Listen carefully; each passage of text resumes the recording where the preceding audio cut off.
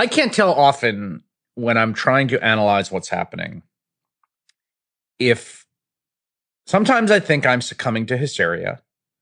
Sometimes I think that, there is merit to the kind of anti-Trump critique that the press has sort of lost its minds and the chattering classes have lost their minds about this guy. And there are times when some small story blows up that later turns out not to be entirely true, that, feels like a point on the side of that framework.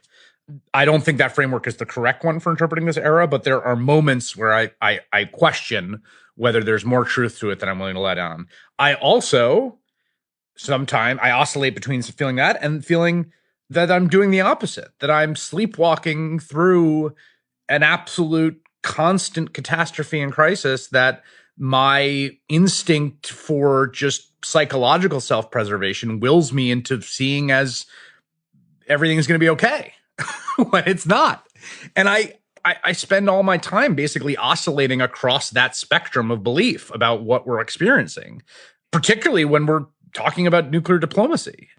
Right. There's some, bell curve of risk here where we are in the range of it, or how I feel about where we're in the range, sort of changes from day to day based both on his behavior and my own kind of mood, I guess. Let me offer a framework I'm toying with on the media side of this. I think the media goes too far on being offended by Donald Trump and does not go far enough on appreciating the tail risk danger of Donald Trump. I think that is a great formulation. I think that's quite true. I think a lot of people, it's fair to look at the media, and the media is real willing to be angry about stuff he does, to take his tweets in the worst way you can, to hear things he's saying that are a joke, but not treat them really as a joke, treat them as more seriously than he meant them, to look at little things that are happening in the administration or an anonymous leak and give it more credence than maybe it deserves. I think there's a real willingness to make Trump look bad or to feel offended by things he does that is, even though I think he is quite bad and, people should feel offended, I do think that the outrage meters are always turned up to 11. And so people give credence to things they shouldn't always give credence to, or don't look for a generous interpretation when sometimes there is one.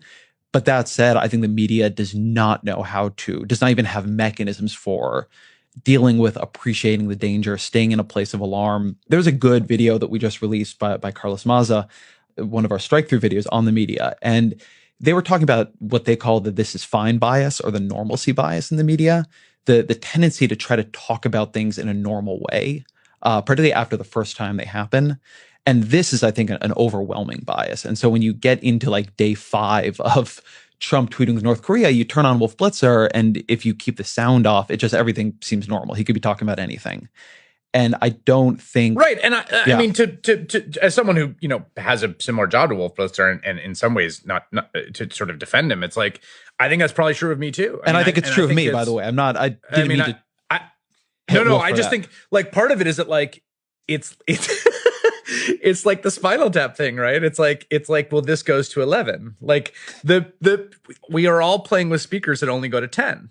So you go to 10 and then everyone's ears adjust and there's no 11. So it's like you come out and you say, he's tweeting about war with North Korea. He's tweeting about possible nuclear war. Like that's what he's doing right now. This is insane and reckless. And then the next day it's like, he's still tweeting about war with North Korea from his freaking golf course in Bedminster, New Jersey, from the golf club he owns. He's in the golf club he owns. He just got back from 18 holes, which they bizarrely, half-assedly tried to hide, but we saw on Instagram from the bro that hit the links with him, and now he's back, and he's probably watching TV, and he's tweeting threats at North Korea. And it's like, I totally agree with you. I think that's a really good framework of like too easily offended, not sufficiently attuned to the dangers about the sort of general vibe of the era. And part of it is just like, it is an amazing attribute of human beings, how they can adjust to anything. It's something that always strikes me reading any chronicle of different ages in history, or particularly war reporting. The things that people are able to accommodate themselves to are remarkable. And in some ways, it's the great superpower of human beings. I mean, this is the species that can live everywhere on the freaking planet, from like the blazing equator to like the tundra of Siberia. You know, these are people that like managed to settle the South Pacific with islands thousands of miles from each other. And the superpower is you could just like acclimate to anything. And that it's just a deep part of our human nature that we're fighting against. It's not even just like an institutional bias in the news. It's just like, that's the way humans are. Like you adjust.